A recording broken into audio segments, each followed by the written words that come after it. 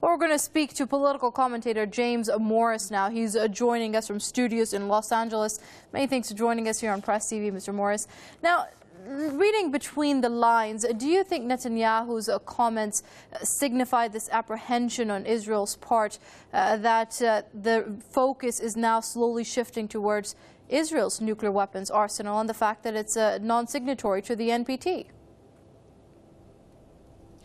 Hello, thank you for having me back on Press TV again. I think it's just hypocritical with Benjamin Netanyahu pushing for harsher sanctions against Iran when, like you said, Iran is a signatory of the NPT treaty and Israel is not, with its 200 to 400 nuclear weapons that we know about from the brave Israeli Mordechai Vanunu, who's still held in Israel under harsh conditions for like decades, and the American media never talks about that either.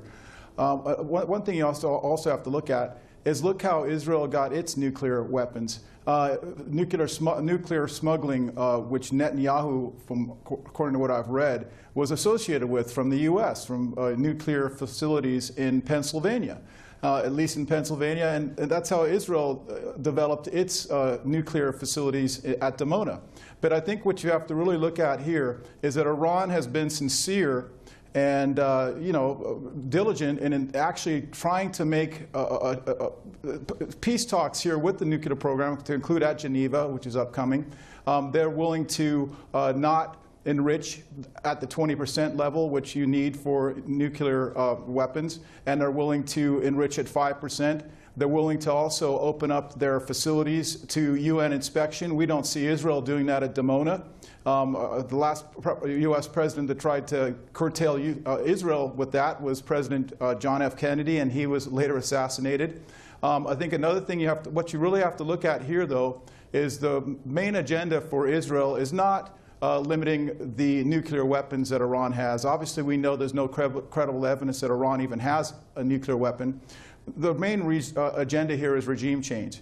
And that's going back to the strategy for Israel in the 1980s by Israeli Likudnik Oded Yinon, which the neoconservatives, the upper echelon of the Israel lobby, have put into play for Iraq and Syria and Iran.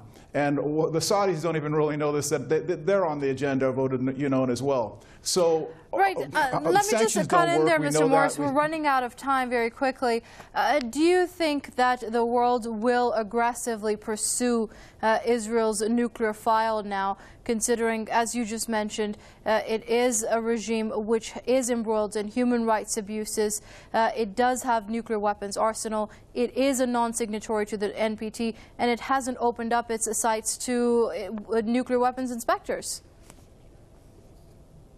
Well, what's very concerning to me is you have the Transatlantic Institute, which is basically the Israel lobby for the European Union, and they're putting a lot of pressure on the European Union to pursue harsher sanctions. You've got the Conservative Friends of Israel and the Labour Friends of Israel, which are the Israel lobby in the UK, which are pushing for that. So they're putting a lot of pressure on the Tories there, or the coalition, Cameron.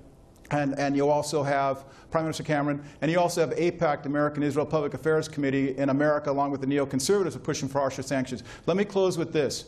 My concern is that if Obama is reluctant and does not go along with the harsher sanctions, Israel could possibly initiate an attack on Iran, and AIPAC, American Israel Public Affairs Committee, the Israel lobby in America, already has the Israeli-occupied Senate with a resolution that was written by AIPAC to help defend Israel if they get into a war with Iran. You can go to my ushijack.com blog for more on this. It's very concerning. That's the scenario we have to watch for. Again, the sanctions are just a pretext.